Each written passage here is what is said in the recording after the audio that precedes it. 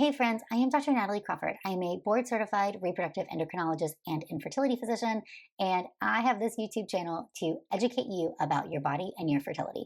So subscribe right here if you want to follow along.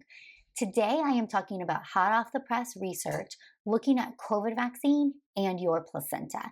And the reason why this is so important is there was that Facebook post that went viral, and I did a video about it talking about Sensation 1 and how the vaccine was going to cause your bodies to make antibodies that were going to attack your placenta, and that if you got the vaccine, it would harm your placenta, causing you to have pregnancy problems or not be able to get pregnant in the future. That was made up. So this is going to be a quick review of a study published in the Green Journal. The Green Journal is the premier journal for OBGYN. It's the Journal of American Obstetrics and Gynecology. It is very good quality research. Severe acute respiratory syndrome, coronavirus 2, SARS-CoV-2, vaccination and pregnancy, measures of immunity and placental histopathology. That is what we are going over today. The reason why some of this villainizing of vaccines is so harmful is that we do have really good data showing that COVID infection is serious in pregnant women. So when you look at placentas of women who've had a COVID infection, we are seeing decidual arteriopathy, fetal vascular malperfusion, chronic histiocytic enterovillositis. So in this study, researchers were looking to see if those changes seen with a COVID infection were also seen in women who got the COVID vaccine. And if that mechanism is the same as producing an antibody to a spike protein that's similar to the placenta, you would think you'd have the same mechanism of inflammation or placental infarct in women who got the vaccine as you might see in women who had a COVID infection. So this study was done out of Northwestern University and looked at pregnant women who received the COVID vaccine between January to April of 21 who delivered. And it is comparing the control group to women who were pregnant and did not get the vaccine. Both groups did not have COVID infection. So if you had history of COVID infection, you were excluded from this study. So in this study, we had 84 pregnant women who received the vaccine and 116 in the control group who did not receive the vaccine. When we look at table 1, we're trying to assess if there's any population-based differences. And so looking at the difference, if there was an age difference, when delivery happened, anything that would be important to us along the way. So obviously those in the control group had less antibodies than people in the vaccinated group. I don't think that is surprising. So those were antibodies at baseline. And people in the control group had a lower chance of having a vaginal delivery. So that was interesting. Okay, here's a take-home finding, and I'm just going to read it word for word. Placental examination in women with vaccination showed no increased incidence of decidual arteriopathy, fetal vascular malperfusion, low-grade chronic velitis, or chronic histiocytic enterovillus compared to women in the control group. Incidence of high-grade chronic velitis was higher in the control group than in the vaccinated group.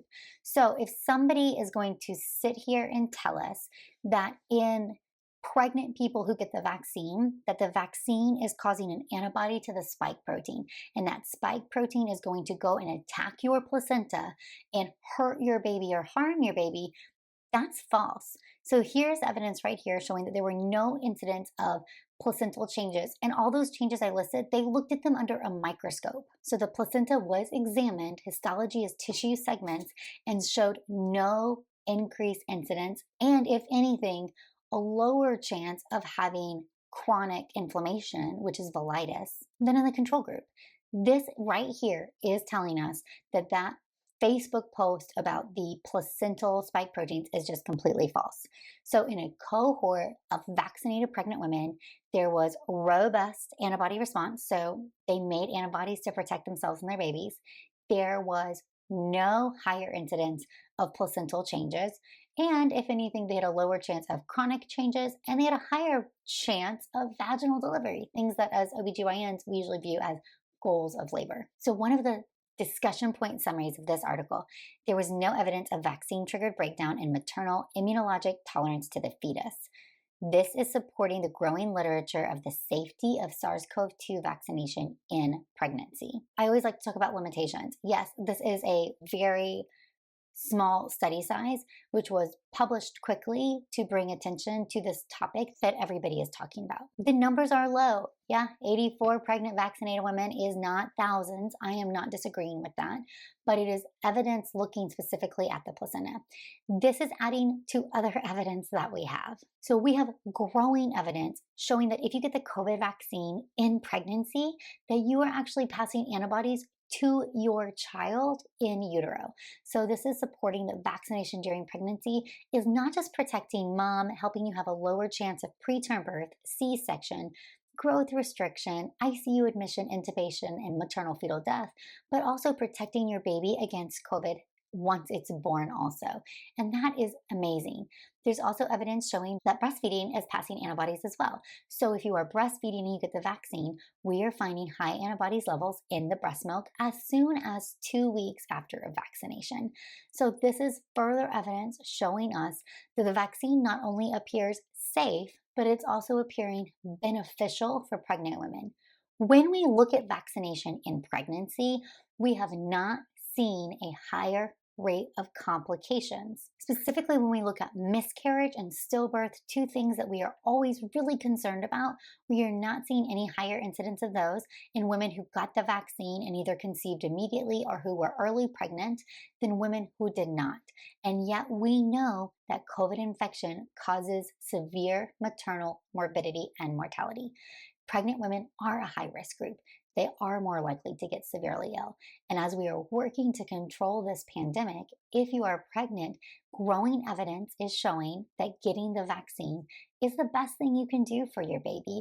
And you should be able to do so with this evidence behind you telling you that it's not going to cause harm. I'm really upset that there have been so many rumors about the COVID vaccine going around, prying on women's health. Yeah, it's normal that if somebody's telling you something's going to hurt your pregnancy, your future fertility, then you should be concerned about it.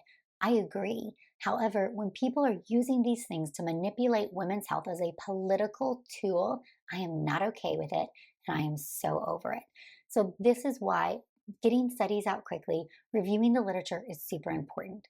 This study is linked in the show notes, as are some of the other ones that I mentioned. I also have a link to an article that I contributed in the Skim, answering some of your top questions about COVID vaccination and impact on periods, impact on fertility. And I answered some of these questions over on CNN also. And so this is information that I am working so hard to get out to everybody. I gotta be honest, a lot of people don't like to hear it, and that's okay. Talking about controversial topics that are important is essential if we truly want to be advocates for education and help people be empowered to make the decision that's right for them. I don't care what decision you make. I mean, of course, I wish everybody would get vaccinated and we could put this pandemic behind us, but truly, I believe in autonomy and shared decision making. That means it's your choice. What I don't want is Aunt Jill or Karen on Facebook or some bully feeding you false information that is the reason that you don't protect yourself and then something tragic happens. So please take the time to educate yourself, make the decision that's right for you. I'm a fertility doctor. If the COVID vaccination made it so that nobody could be pregnant or everybody lost their babies, or that my embryos that my patients have worked so hard to get could not implant into these bodies, we would not do it. I would easily say, hold off, need more information. But that is part of our job as physicians, is to do the best with the information that we have so that we can take the best care of our patients. As an IVF doctor, we make our patients come off of everything. We make them come off all medications. You can't drink alcohol. You have to limit your caffeine. You can't smoke weed. We are like super OCD about controlling the environment.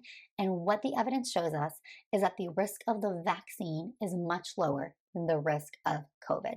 And really what we're here for is to get you a healthy baby in your arms.